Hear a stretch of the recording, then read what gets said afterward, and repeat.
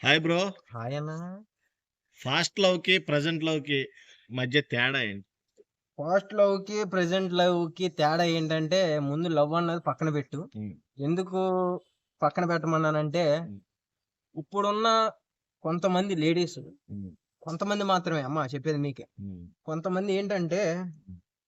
దారుణంగా అయిపోయారు. హ్మ్. అంటే హాస్టల్‌లో ఉంటూ, లేదా ఏదో జాబ్ చేసుకుంటూ, హ్మ్. లేదా కొంతమంది లేడీస్ కూడా ర్యాపిడో తోలుతున్నారు కొంతమంది. హ్మ్. అంటే వాళ్ళకి కష్టం అనిపియకుండా ఏదో డబ్బుల కోసం ఆ వర్క్ చేసుకుంటున్నారు. ఓకే. నో వాళ్ళ ఇంట్లో ప్రాబ్లమ్. దానికైతే పరిస్థితులను బట్టి. ఓకే. హ్మ్. కానీ కొంతమంది ఏం జేత్తన్నారు, గోల్కొండ, చార్మినారు, లేపోతే పార్కులు, ఎన్టీఆర్ పార్కు, కృష్ణాగాంధీ పార్క్, హైదరాబాద్‌లో ఉన్న పార్కులు పొదలన్నీ వాడుకుంటున్నారు కొంతమంది. హ్మ్.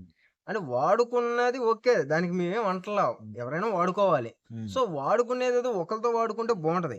కానీ సెకండ్‌కొకడు, హ్మ్. గంటకొకడు, హ్మ్. నైట్‌కొకడు, దింపడానికొకడు, టిఫిన్ ఇవ్వడానికొకడు, ఏంటి ఫోన్‌లో ఒకడు, ఫోన్ రీచార్జ్ చేయడానికొకడు, ఫోన్ కొంటానికొకడు, హ్మ్. బట్టలు కొంటాకొకడు, చెప్పులు కొంటాకొకడు, వాచ్ కొంటాకొకడు, బొట్టు బిల్ల కొంటాకొకడు. హ్మ్. ఇలా మార్చకూడదు అన్నది నా అభిప్రాయం. హ్మ్. అది. అంటే గడికోకుండా మార్చకూడదు. మరి అంతే ఏమన్నా గదా! ఇప్పుడు దాన్ని లవ్ అనరు అంటారు. కొవ్వు అంటారు ఆ! దాన్ని. అది లవ్ కాదు. కొవ్వు. అది అలా చేయడానికి గల కారణం, ఏకైక కారణం అంటే ఏంటి? డబ్బు.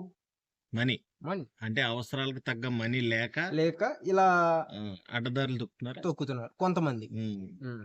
అయితే అసల లవ్ పట్ల మీ ఒపీనియన్ ఏంటి అసలు? అసలు లవ్ అంటే ఇలా ఉండాలి అని ఉంటది కదా! లవ్ అంటే ఏంటంటే, ఒకళ్ళని ప్రేమించాము అంటే, హ్మ్. జీవితాంతం మనం చనిపోయే కటికాలేదాకా కూడా వాడే మన లవర్ అవ్వుండాలి. హ్మ్. హ్మ్.